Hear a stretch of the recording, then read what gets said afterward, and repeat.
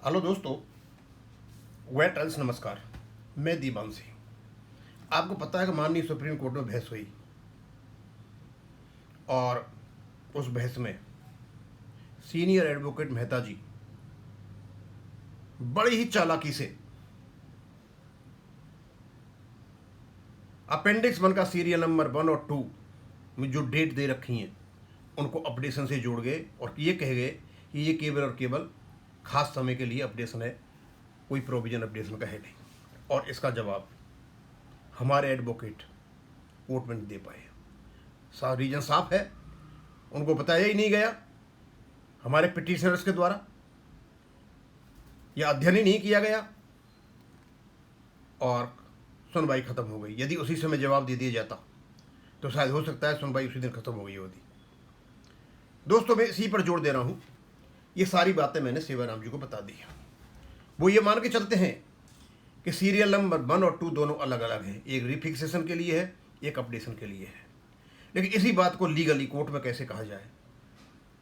तो मैं तो कहना चाहता था उनसे कि आप इसको अल्ट्रा वायरस कीजिए, एक को इंट्रा वायरस कीजिए, लेकिन वो शायद राजी नहीं है, वो उनकी मान मर्जी है।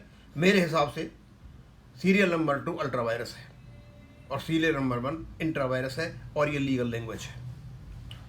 दोस्तों, सीरियल नंबर 2 अपेंडिक्स 1 में है किस काम के लिए, पहले तो हम ये देखेंगे। मैं ये कहना चाहूंगा कि सीरियल नंबर 2 अपेंडिक्स 1 में केवल और केवल इंटरिम पेंशन को, एडहॉक पेंशन को रिफिक्सेशन करने का तरीका बताता है जो आदमी 2 बेस सेटलमेंट में रिटायर हुआ है। अब 2 बेस सेटलमेंट में ये परिस्थिति होती कहाँ पर है, पहले इसको हम क्लियर समझेंगे।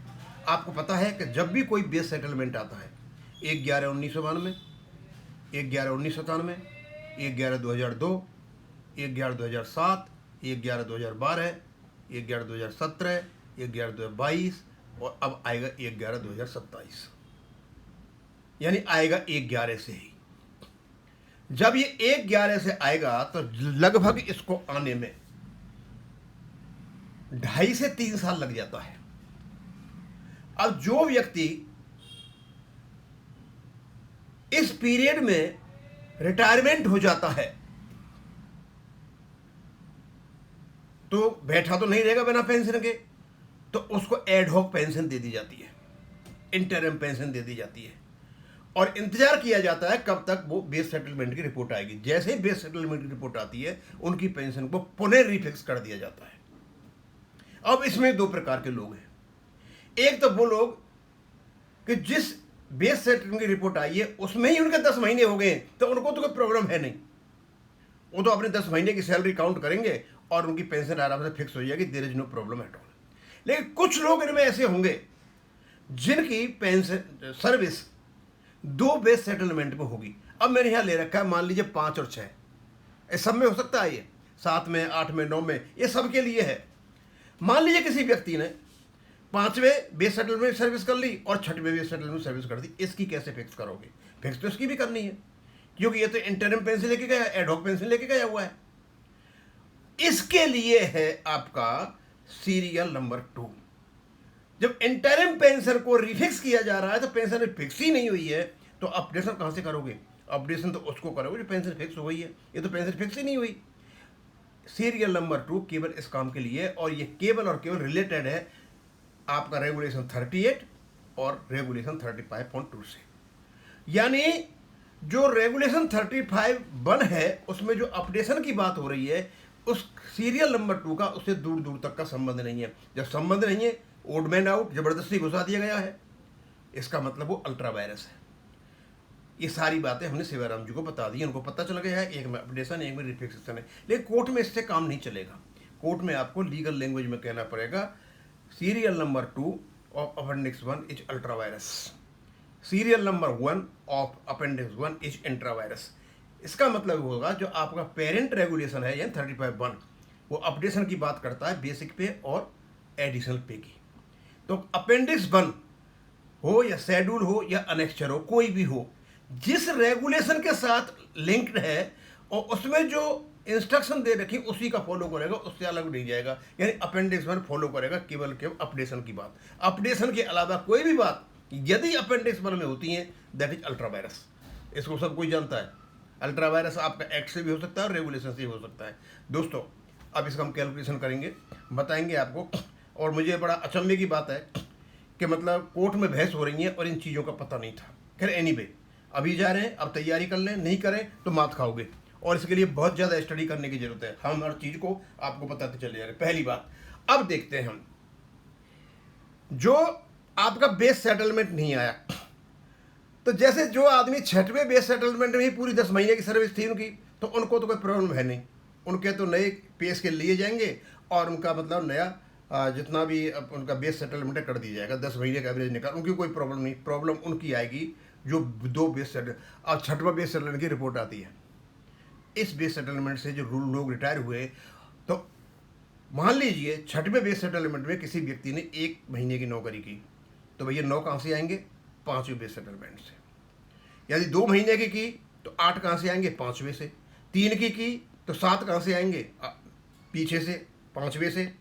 4 की तो 6 कहाँ से आएंगे? 5वें से। 5 की 5 किसके हो जाएंगे? 5 इसके हो जाएंगे।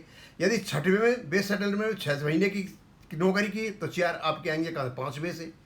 7 की तो 10, 3 आएंगे तुम्हारे 5वें से। और 8 की तो इसके आएंगे, और इसी प्रकार करके आप सारी चीज़ों को देख लीजिए 6वें सेटलमेंट में। अब सवाल ये उठता है, इनका जो बेस सेटलमेंट होगा, इसका जो कैलकुलेशन होगा, रिफिक्सेशन जो होगा, ये इस काम के लिए है।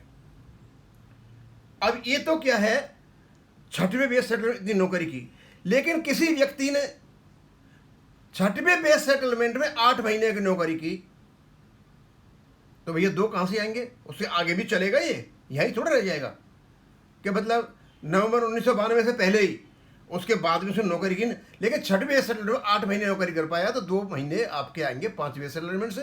7 की है तो 3 महीने आएंगे 5वें सेटलमेंट से। यदि 6 महीने की है तो 4 वहाँ से आएंगे।